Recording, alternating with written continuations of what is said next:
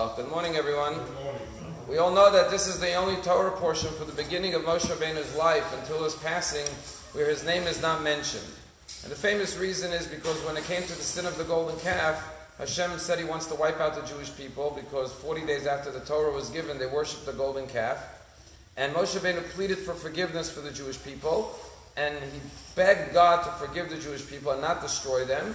And he went so far to give God an ultimatum. Talk about Jewish chutzpah, right? Our great leaders challenge God, starting with Avram, with Sodom and Gomorrah. Moshe Rabbeinu says to God, if you destroy the Jewish people, I'm done with you. My relationship with you is over. Take my name out of your Torah. I don't want my name anywhere in your Torah. I won't be a part of the Torah if you don't forgive the Jewish people. A little arm twisting, you would say, right? So Hashem did forgive the Jewish people, and therefore Moshe Rabbeinu's name is throughout the Torah. But this week is the yahrzeit tomorrow of Moshe Rabbeinu. The week of his yahrzeit is always Parshas Tetzaveh. His name is absent, to show that he said, wipe my name out of your book. From the book you wrote, the Torah. In this parsha, his name is wiped out. But this is actually a compliment to Moshe Rabbeinu, that he stood up for the Jewish people. He was a loyal shepherd. He took care of his flock. He was ready to stand with them no matter what. What's interesting is that the opening word refers to Moshe. The opening word is V'ata tetzaveh, you shall command. Who is you? It's Moshe Rabbeinu. So he's alluded to, he's referred to, but not mentioned by name. I want to share with you a beautiful interpretation from one of the commentaries. Says that although Moshe Rabbeinu's name is not mentioned, if you look at the last word of the previous Torah portion, you see his, and then the first of this week's Torah portion, you see his name is alluded to.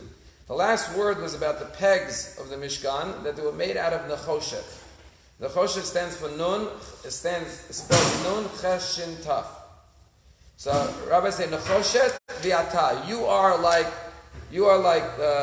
copper. How are you like copper? Nechoshet stands for Nun, Nivuah, he has prophecy. Ches stands for Chachma, wisdom. The last letter Taf stands for Torah, Moshe Rabbeinu. And the Shin in the Choshet stands for Shalom. Moshe Rabbeinu made peace between God and the Jewish people. You know, the Talmud says, what's the whole goal of Judaism? The Rabbi said, Kol HaTorah Kula, the entire Torah was given for one purpose. Lasot Shalom Ba'olam, to make peace in the world. We say in our daily davening, Va'avat Shalom ben Adam l'chavero ben ish li'ishto. One of the greatest commandments is to bring peace between people, to bring people together. And therefore Moshe Rabbeinu brings peace between God and the Jewish people.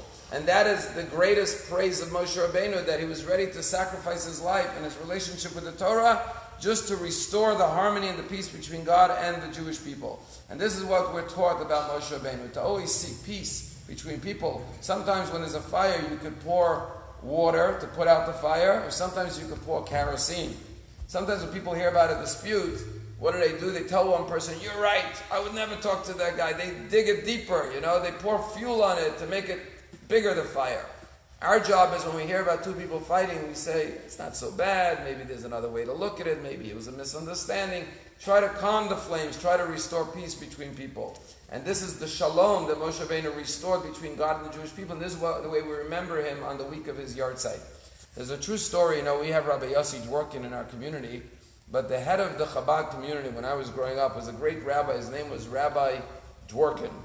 No relationship to our Rabbi Dworkin, but he was after the Rebbe, he was the rabbi. Many times the Rebbe would say, go ask Rabbi Dworkin. And there's a story told that Rabbi Dworkin was once standing on a corner of Crown Heights with another rabbi. They were having a discussion, and a young couple walked up, a newly married couple. And the young man said to Rabbi Dworkin, do you mind if I ask you a question? He says, go ahead. He asked him a question about the laws of Shabbat. My wife and I were not sure what to do. I have a question in the house with the fire, with the cooking, with the blech. Some question. Rabbi Dworkin starts stroking his beard. He was an older man. He's thinking. He says, I don't know. It's a good question. Let me take your number. I'll look it up and I'll call you back with the answer.